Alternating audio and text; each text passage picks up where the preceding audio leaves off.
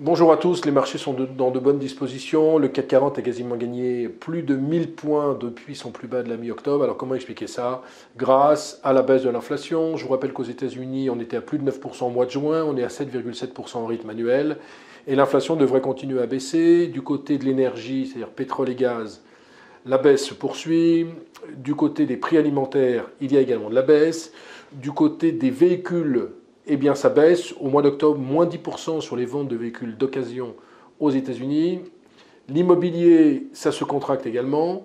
Donc, on a vraiment le sentiment qu'on a atteint le pic d'inflation aux États-Unis. Et en Europe, on a vu hier dans les chiffres des PMI que finalement, il y a moins de problèmes sur les chaînes de production. Ça veut dire qu'il va y avoir un petit peu de désinflation.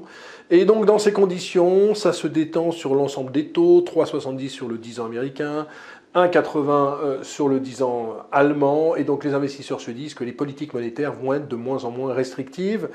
D'ores et déjà, on se rend compte que la Fed pourrait, lors de son meeting de décembre, de la mi-décembre, augmenter ses taux non pas de 75 points de base, mais simplement de 50 points de base, ce qui serait quand même un tournant. On a le sentiment que les membres de la Fed, même s'il y a pas mal d'interrogations, se disent qu'il ne faut quand même pas complètement casser la croissance et qu'on est peut-être proche du taux neutre. Alors il y a peut-être encore 75 à 100 points à ajouter au taux actuel. Bref, et donc les investisseurs, qu'est-ce qu'ils font dans ces conditions? Ils achètent de l'obligataire, comme je l'ai dit, avec une forte détente des taux, et ils achètent des actions. Maintenant, moi, mon sentiment personnel quand même, c'est que le CAC 40, qui perdait plus de 20%, ne perd plus que 6% depuis le début de l'année.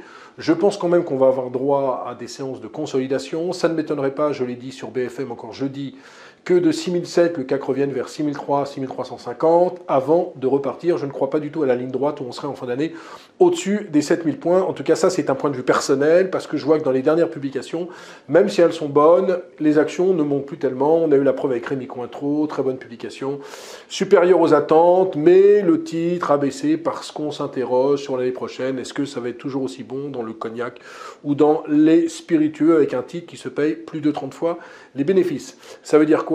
Ça veut dire qu'on a quand même le sentiment qu'il faudrait vraiment attendre les publications de résultats ou les premières tendances de résultats avant de définir une vraie tendance de fond. Moi, je ne suis pas baissier, je ne pense pas du tout qu'on aille retourner voir les 5007, mais je ne crois pas non plus qu'on va monter en ligne droite. Je pense qu'on a fait l'essentiel et que le CAC 40 pourrait terminer l'année entre moins 8 et moins 2. Voilà, ce qui serait finalement inespéré. Parce que je vous rappelle que cette année, on a eu le 24 février Russie-Ukraine, je ne vais pas revenir là-dessus, mais on a eu un vrai crack obligataire. Je vous rappelle quand même que les gérants obligataires ont perdu entre 15 et 20%, ce qui est monumental sur l'obligation. Et donc voir par exemple à cette date le CAC perdre entre 6 et 7% depuis le début de l'année, c'est finalement une excellente nouvelle. À noter sinon que l'euro reprend du poil de la bête, 1,04, parce qu'on se dit que finalement la politique monétaire devrait être plus restrictive du côté de la BCE, c'est-à-dire de l'Europe, que du côté des États-Unis. Voilà, portez-vous bien, bonne Coupe du Monde, bon week-end et à la semaine prochaine.